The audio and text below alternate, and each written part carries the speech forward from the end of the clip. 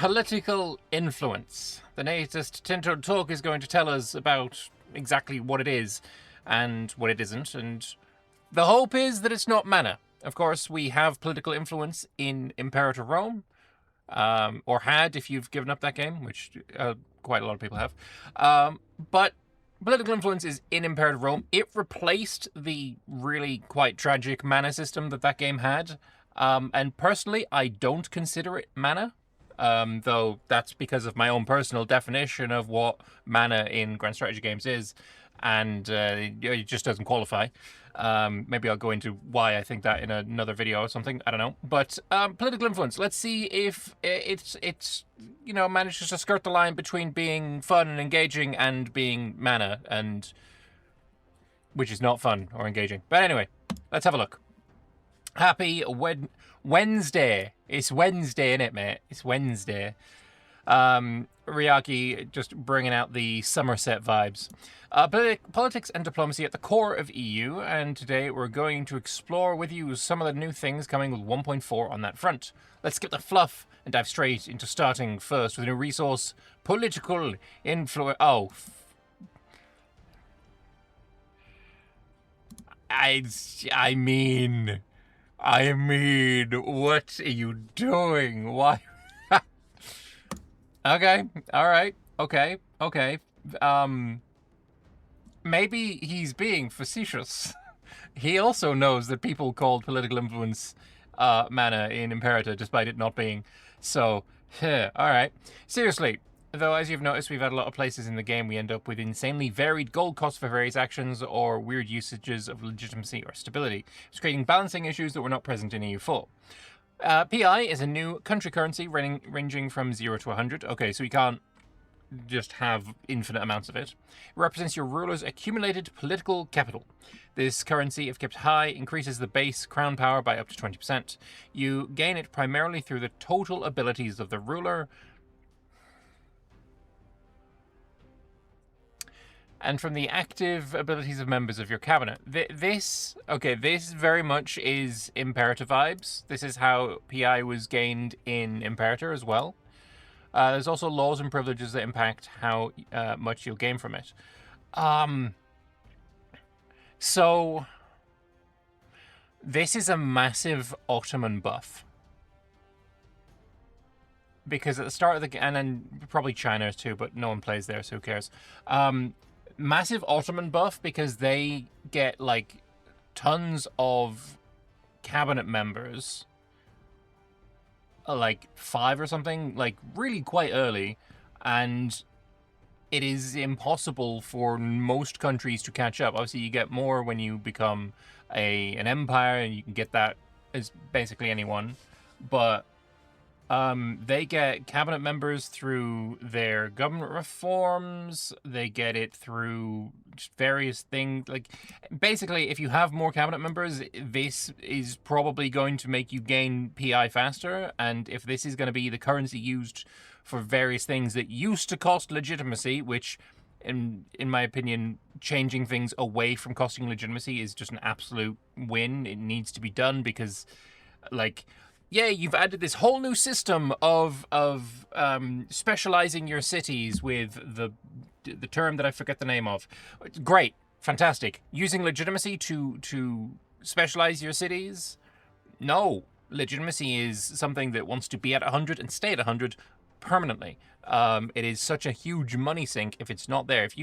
If you have your legitimacy at 100 and you're spending just to keep it on that 100 equilibrium, then you take a 5 legitimacy hit, you're now spending sometimes up to 1,000 ducats a month more. And it's crazy. It is absolutely insane.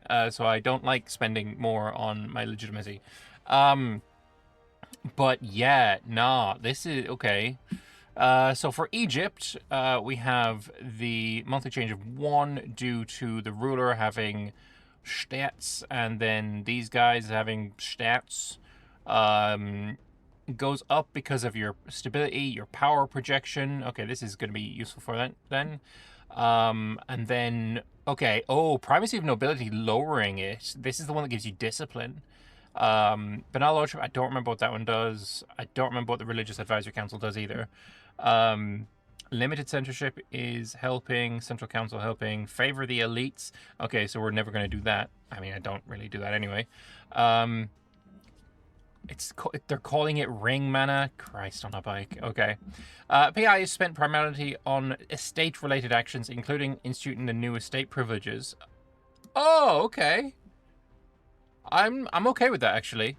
At the start of the game, I find it very difficult to not spend all of my legitimacy getting my estates exactly where I want them. So, okay, I'm okay with this. Revoking still cost stability makes sense. So also the primary currency used in the recently introduced estate interactions. Okay, so we're spending the PI on getting money from, you know, your burghers, or stability from your clergy. Okay. I think it was stability from clergy. I don't remember. If you want the burger money, it's going to cost a temporary drop in crown power that storing political influence offers. All right.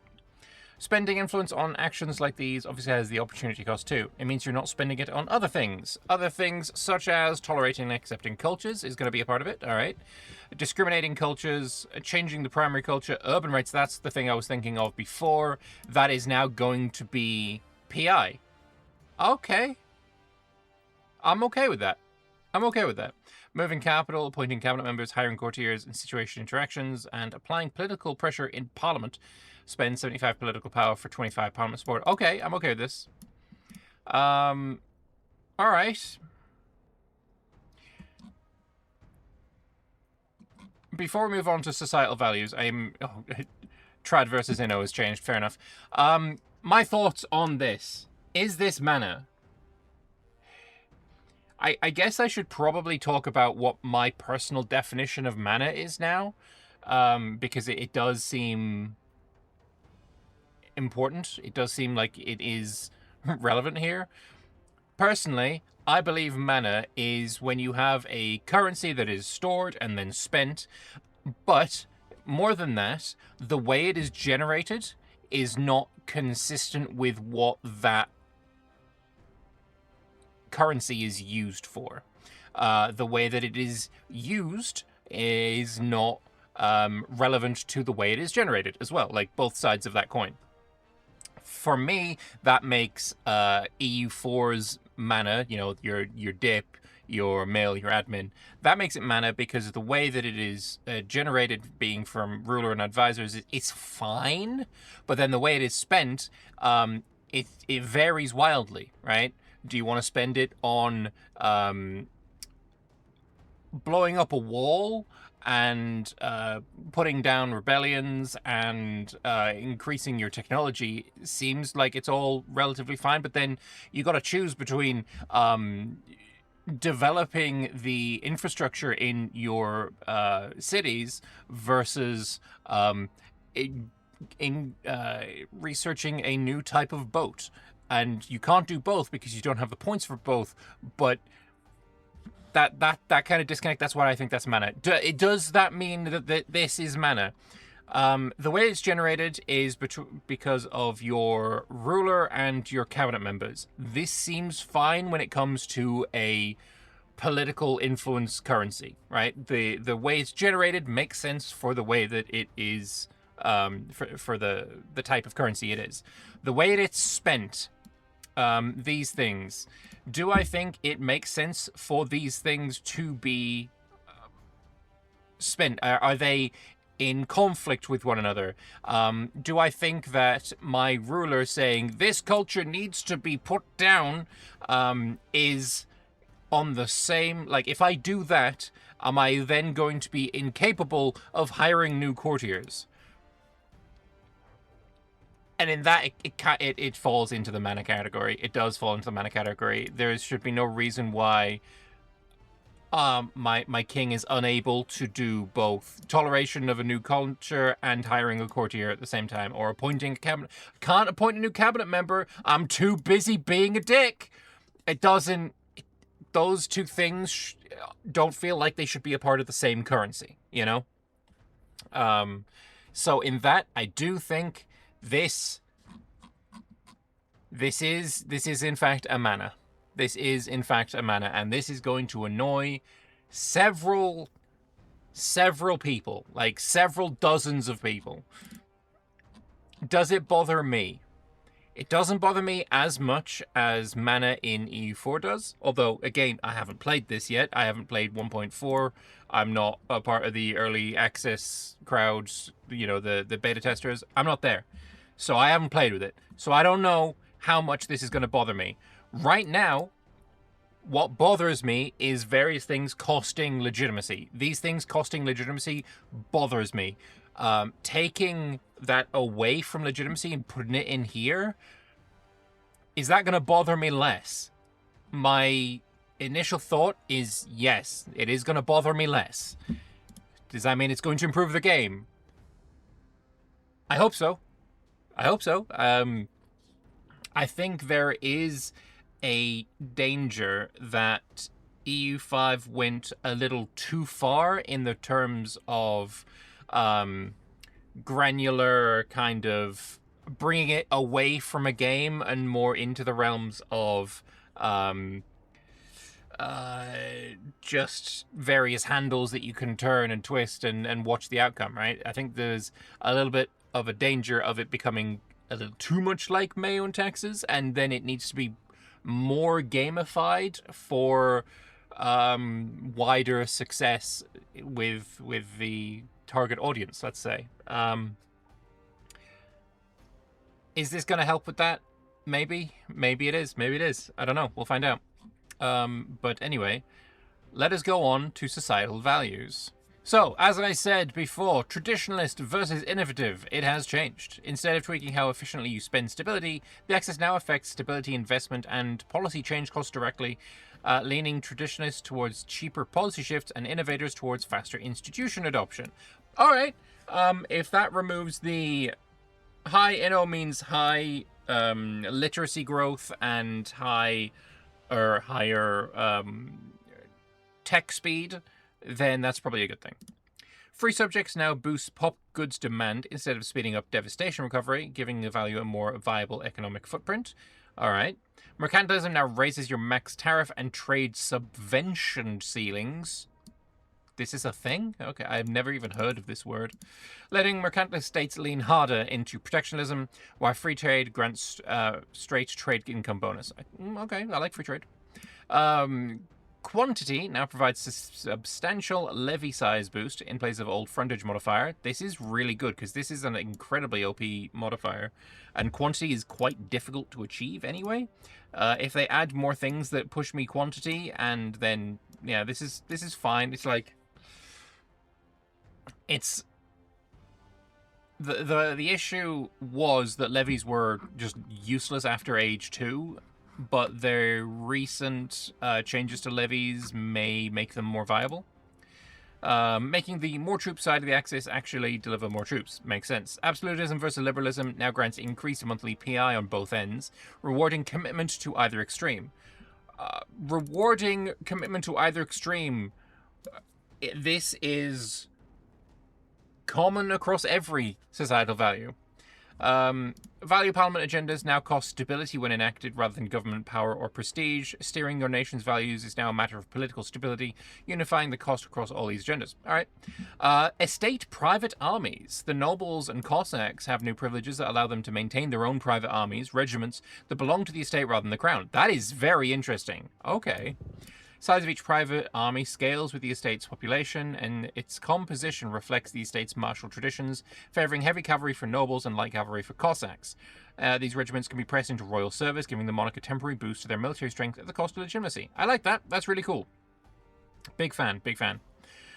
Should the estate grow disloyal, it will recall all its soldiers, stripping the crown of these forces at the worst possible moment. Countries with historical private army privileges begin the game with their estates already at full strength, so the political weight of these nobles is felt from the very first day. These units are not levies, but actually regular regiments. That's really cool. I'm thinking of Hungarian Black Army. Would that sort of fit in with there? Kiev is probably going to have its Cossacks pretty heavily represented. I like that. I like that quite a bit. Also, you can see that you can now have the culture and religion of your estates shown on this screen, which I quite like. That's good. Discriminated cultures. Sometimes you want to diversify how you treat different cultures even further. So you add a new level of view of cultures. First of all, the old discriminated tier of culture acceptance is now renamed to ignored. Then we add a new level below that reuses the discriminated name. This represents active oppression. It will dramatically increase cultural assimilation at the cost of pop satisfaction and increased emigration. Estates will put forward parliament agendas to accept or discriminate against cultures that they like or dislike. Countries will dislike you for discriminating against their culture or a culture they like. I like that quite a bit. That is very cool. This feels like maybe one of the new devs in EU5 is like, yes, I was involved in 1.2 Imperator Rome. I was there. I'm here. I'm doing it. I'm helping out. Which, I mean, honestly, great change. Great changes here. Yeah, discriminating against the Andalusi, huge, absolutely warranted. Direct domestic migration. The new Age of Reformation advance unlocks direct domestic migration cabinet action. This migrates the pops directly from one location to another specific one over 10 years. Useful for evening out demographics after conquest, seeding underdeveloped areas? Was this areas? Is that what that's supposed to be? Or feeding a single boomtown without waiting for organic migration. Runs in parallel with your other cabinet work, and you can stack several pairs at once if you can spare the slots. The old cabinet action still exists. This is merely to give more direct tools the more advanced your country becomes. Alright, that's cool. It'd be easier to get your megalopolis up and running with that then. Those who control their pups control their... Okay, cool. In addition to direct domestic migration action, we also added more passive conquest-related migrations. These promote more migration of pups to their previous owner's capital if they're discriminated against by the new owner and conqueror. It's not exactly loyalty, but pups under new regime that sees them as lesser might be more likely to emigrate to greener pastures. Makes sense as well. Powerful estates. One issue was that there were no major drawbacks to having overly powerful estates. So now there is a small drain on your legitimacy, or equivalent, if an estate has more than 25% in the country. Making more balanced estate playstyle have more incentive without being the only option. So, balance for republic, monarchy, and theocracies. One thing we realized was that monarchies had drawbacks to having low legitimacy, and hordes had problems with low horde unity, while theocracies and republics could basically ignore it. Solved this in two ways, rebalancing effects and adding a couple of new disasters. They did a balancing pass over the penalties that kick in when a country's government power runs low. Theocracies in particular were getting off lightly, so low devotion now bites a little harder, weighing on the clergy estate and stability and feeding into apocalyptic dread for faiths that track it. The goal is simple. Whether you rule as a monarchy, a republic, or a theocracy, letting your core government power collapse should hurt you in comparable ways. The new disasters are work in progress, but there will be one for theocracies, one for republics, and they should serve as an incentive to keep your legitimacy high. And there are some new capital buildings, which is good because I like them. I like the unique buildings. Always. They're really good. They've evened out the unique capital buildings, which now lean heavily, until now leaned heavily towards monarchies. This is very true.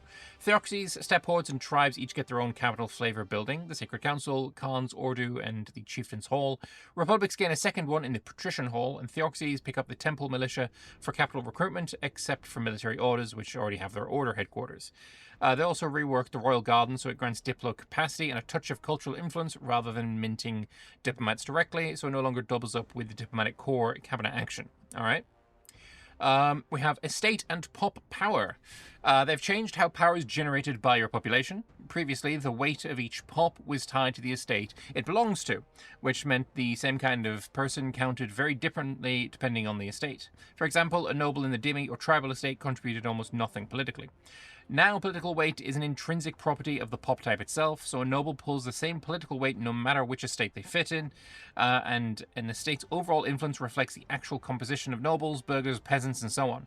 While in a vacuum this is a pretty big change, in practice, a vast majority of vanilla game states this actually impacts is in relation to the dhimmi estate, or a very niche scenario with tribesmen. Okay. So dhimmi power has gone from 4.5 to 20.1%, which is quite a bit. Revolts. Civil Wars and Revolts have often felt like a minor speed bump once you reach the mid-game, primarily because the rebel forces lacked the initial momentum to pose a genuine challenge to a stable empire. They've overhauled how these uprisings begin to ensure they're a credible threat that requires your full attention. Firstly, they've addressed the organizational state of rebel armies is. Previously, newly raised levies in a civil war often were way too small, as the locations had low control and thus had basically no levies to talk about. Now rebels will seize immediate and full control over their starting territories, allowing them to field their full regional levies from day one, just as a secessionist state would. This is going to make Castile specifically quite difficult. Their civil war is already like edge case, you know, it's pretty even, it's hard. This is going to make them quite difficult. Financial backing also seen a significant boost. Rather than starting with empty pockets, pretenders and a state revolting now begin with a treasury equal to their full annual tax base. This ensures they have liquid capital to immediately hire mercs and maintain their armies during the critical opening months of the conflict. Finally, when an estate rises in revolt, they no longer leave their wealth behind. They now abscond with a quarter of their hoarded gold reserves to fund the rebellion. This means that a wealthy and influential estate is now far more dangerous to cross, as their private war chest will directly fuel the fires of civil war. Now, on to diplomacy. Demand war leadership. Yes! Oh, huge. Absolutely huge. Fantastic. War leadership is no longer automatically handed to the most powerful country when a war begins. That's not a thing. It's not a it's not a thing in EU5. Whoever declares the war on the person who is declared upon, like, when we're talking like vassal situations, then we can have a conversation about that. But this is how EU4 used to work before people realized that it was terrible. The nation that was declared upon keeps the command unless someone acts to change it. That's already the case, isn't it?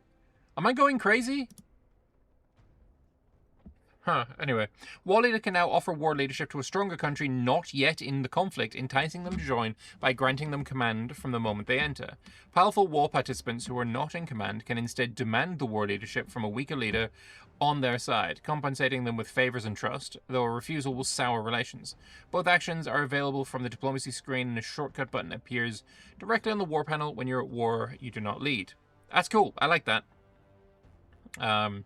We have inheritance contracts. PUs have always been a cornerstone of diplomacy in Europa Universalis. In E5, they often come about through patient but somewhat passive planning. In Update 1.4, they're adding a new aspect to unions that should bring a much-needed layer of agency and open the doors for some big-brain succession schemes. So go play Austria, I guess. We have inheritance contracts. In essence, paying a monarchy... a paying monarchy can approach any heirless monarchy and offer them a lump sum of gold, scaled by development, in exchange for the right to inherit their realm in the event their monarch dies before an heir is declared. While the monarch contract holds, the buyer enjoys +1 Diplo rep and a permanent +1 opinion swap with their partner. The seller pays for the privilege with -1 dip rep and a small amount of prestige decay. If their childless ruler does indeed die on the throne, the buyer immediately inherits everything as a senior partner of a new personal union. I like that. That's cool. If personal unions are a cornerstone, royal marriages are the mortar that helps keep them together. One small but meaningful addition that has been requested since day one from players, both new and veteran, is betrothals. So it's being added with 1.4. Huge. Very nice. Good. Betrothal is a promise of marriage between two courts, while one or both of the prescriptive spouses are still children. Betrothal you can start at age 2, which is interesting because age 3 is when the education starts, but age 2 is when the betrothal can start. You'd think they do it the same year, but whatever. Betrothal opinion bonuses are smaller than marriage opinion bonuses until the royal marriage is completed, when both characters come of age, of course. Makes sense. Either side can break a betrothal, though it costs a hefty amount of prestige and opinion, which risks turning a prospective ally into a potential long-term enemy. Like a player would, we aim for the AI to hold a little bit of a grudge when it comes to breaking the betrothals, so as to have a choice between somewhat of a commitment with the option to break it at a penalty.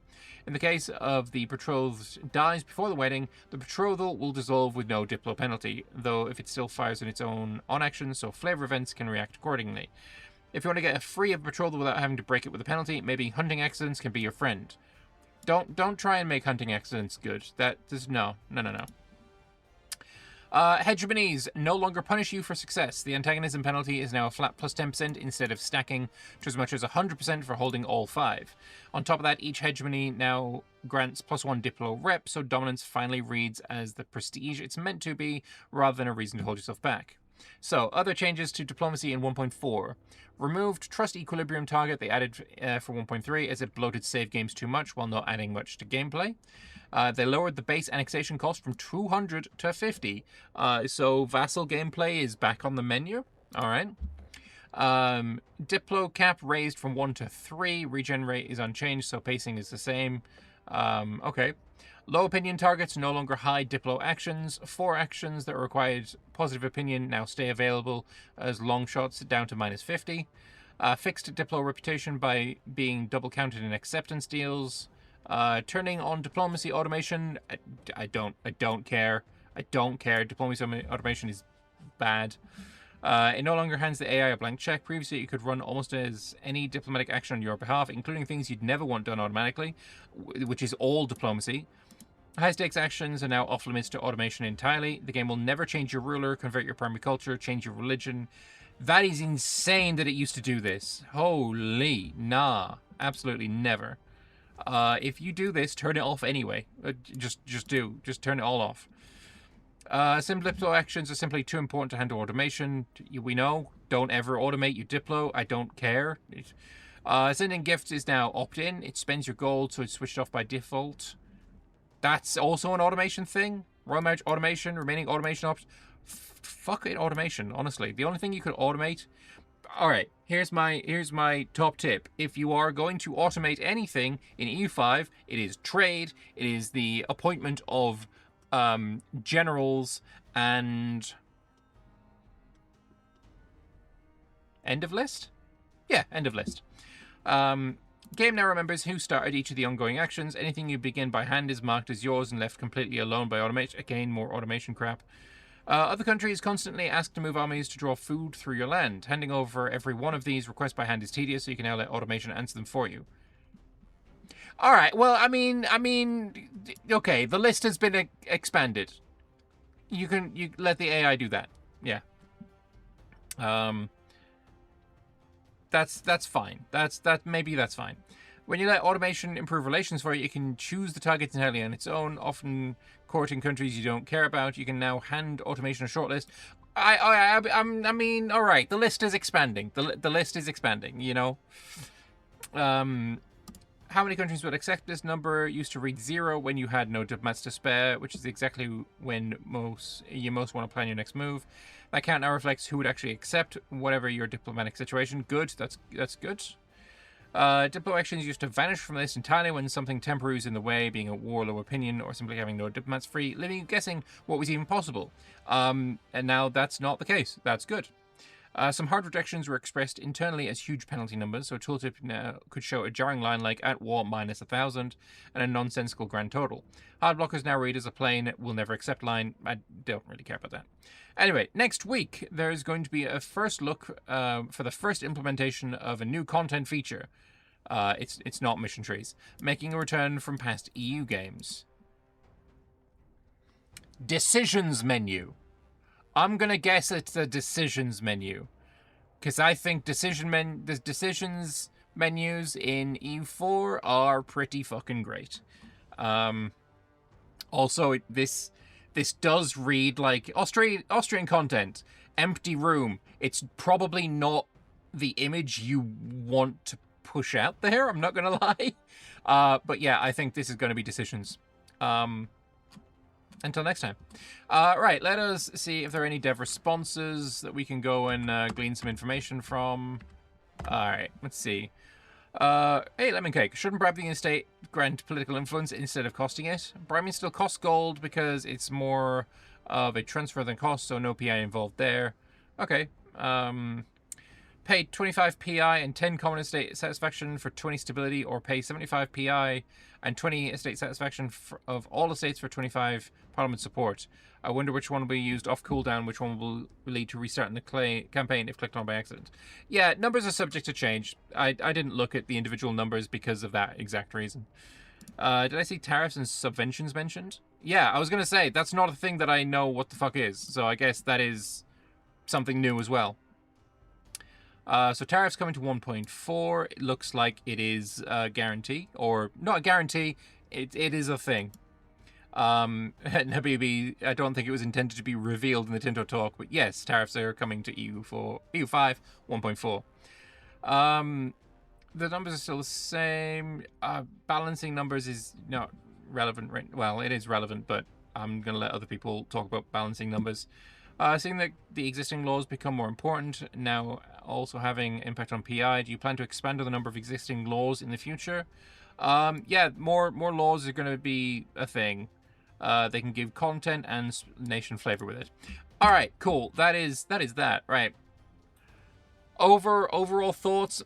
I'm interested to see how this is. I don't think it is going to be a done deal. Oh my god, the mana's coming back, game dead. Like, I feel like I'm gonna see some people say that, but we'll figure it out. We'll figure it out. Changes to societal values look good. I like the state-private armies.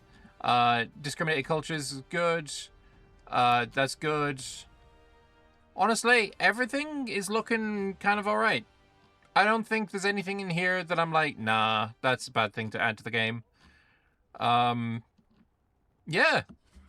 I'm feeling pretty positive. I'm feeling pretty positive. But anyway, I would like to hear if you are positive, or if you've seen something here that's like, ah, crap. I feel like this is going to be the most divisive thing. But we'll see how it goes. I'm willing to give it a shot. I was one of the mana haters, and I still am. I love EU4 in spite of its mana, but mostly my issue with the mana is with the way it's spent, right? Development especially I despise, and development is not a thing in EU5 in the same way. So I'm feeling like I could be positive here. I liked PI in Imperator Rome, so yeah. Let me know your thoughts below, and, subscribe if you haven't already. Resubscribe if you're one of the people who've unsubscribed lately. I'm going to be streaming some EU5 multiplayer this Saturday, so if you're interested in that, hop on over to the Twitch, and the link is in the description, and until next time, toodaloo.